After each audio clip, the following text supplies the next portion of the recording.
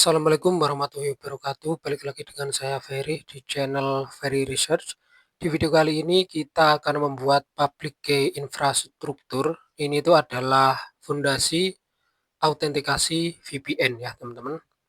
Nah, di sini saya sudah menyiapkan langkah-langkahnya. Jadi, teman-teman tenang aja. Di sini langkah-langkahnya itu lengkap. Nanti akan saya upload di GitHub saya ya, gitu. Jadi apa itu public key infrastruktur? Itu public key infrastruktur ini adalah sistem yang mengelola pembuatan, distribusi, dan validasi sertifikat digital. Nah, sistem ini memastikan bahwa setiap pihak yang terlibat dalam koneksi VPN, baik server maupun klien, bisa membuktikan identitasnya secara digital. Gitu ya. Nah, ini untuk analogikanya seperti sistem KTP ya di dunia nyata ada namanya itu Certificate Authority. Ini itu adalah Dinas Catatan Sipil yang menerbitkan dan mengesahkan semua KTP.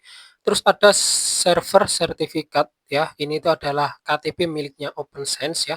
Ini yang akan kita gunakan. Nah, jadi KTP-nya miliknya si OpenSense. Terus ada klien sertifikat, ini itu adalah KTP milik komputer fisik yang mau connect ke VPN seperti itu ya. Kliennya itu adalah laptop fisik kita gitu. Nah, ketika komponen itu harus ditandatangani oleh si A ya, sertifikat authority yang sama agar bisa saling percaya. Nah, kalau sertifikat server tidak berasal dari si A yang dikenal klien, koneksi langsung ditolak. Nah, jadi kenapa tidak cukup pakai username sama password saja ya? Karena ini tuh bisa bocor, terus mudah ditebak, bisa di phishing seperti itu ya, teman-teman.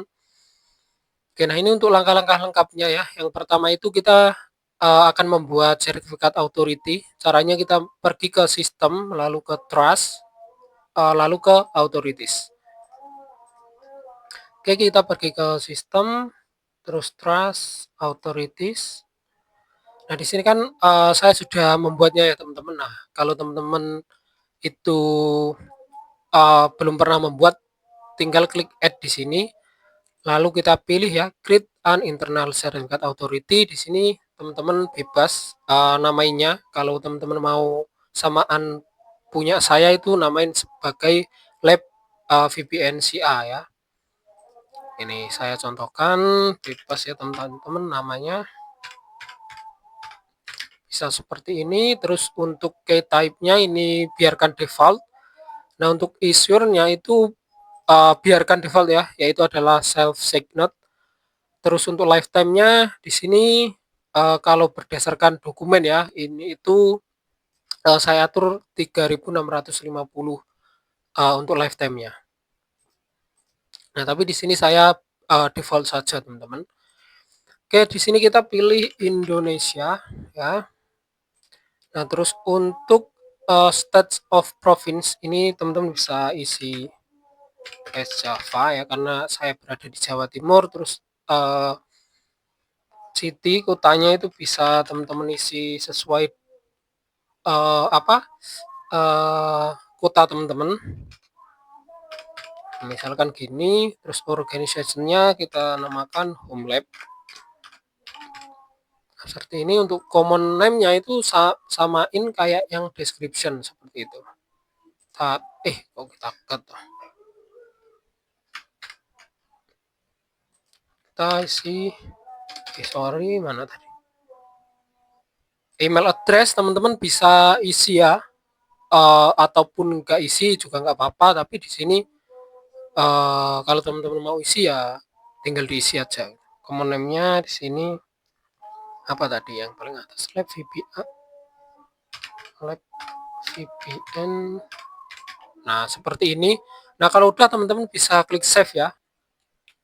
Nah, ketika teman-teman itu udah save, di sini tuh diperhatikan ya teman-teman, apakah untuk data yang baru kita inputkan tadi itu benar apa enggak ya. Di sini ada, nah benar ya, description-nya itu namanya udah benar. Terus user-nya itu juga udah benar ya. Untuk name-nya ini alamat kita tadi ya, Java gitu, seperti itu. Terus selanjutnya kita akan membuat server sertifikat ya. Caranya itu pergi ke sistem, trust, lalu certificate. Nah, kita pindah ya teman-teman, kan ini yang awalnya authorities, kita pergi ke bawahnya ya, certificate. Nah, di sini saya sudah membuatnya ya teman-teman sebenarnya. Tuh, nah pertama kita akan membuat server sertifikat. Oke, teman-teman bisa tambahkan di sini add, lalu kita create an internal certificate. Lalu untuk description-nya teman-teman bebas ya. Boleh seperti ini, server A atau apa. Nah, di sini jangan sampai keliru ya teman-teman. Kita pilih yang server sertifikat. Terus yang lainnya itu biarkan, nah usernya itu jangan sampai salah. Kita pakai yang lab VPN CA. Nah, otomatis sudah terisi ya di sini teman-teman. Seperti itu. Lalu teman-teman bisa klik save seperti itu. Nah, nanti akan muncul di sini. Open VPN Certificate ya, description dari namanya tadi. Terus pastikan usernya itu adalah lab VPN CA. Di sini udah benar. Oke, nah selanjutnya kita akan jangan lupa ya teman-teman verifikasi dulu ya, kolom ini issuer ini harus bertuliskan lab VPN CA seperti apa yang kita deskripsikan di sini tadi ya. Tuh, mana tadi? Nah, seperti yang kita deskripsikan di sini. Oke, selanjutnya kita akan membuat user VPN. Caranya itu adalah masuk ke sistem, lalu ke akses, lalu pergi ke user. Oke, sistem, akses, lalu pergi ke user. Nah, di sini saya udah punya ya VPN user. Nah, caranya itu teman-teman bisa add di sini. Lalu teman-teman bisa tambahkan username ya. Misalkan di sini namanya itu jangan ya. Kita buat uh, user VPN seperti ini, atau mau kayak saya seperti ini VPN user juga bisa. Terus passwordnya teman-teman buat yang mudah diingat aja ya teman-teman, bisa nah seperti ini. Oke, kalau udah teman-teman tinggal klik save gitu ya. Nah, nanti akan muncul di kolomnya gitu ya, di kolom username udah terdata VPN user, lalu full name-nya VPN user. Ntar saya tunjukkan VPN user mana ya, full name ini isi ya teman-teman ya, VPN user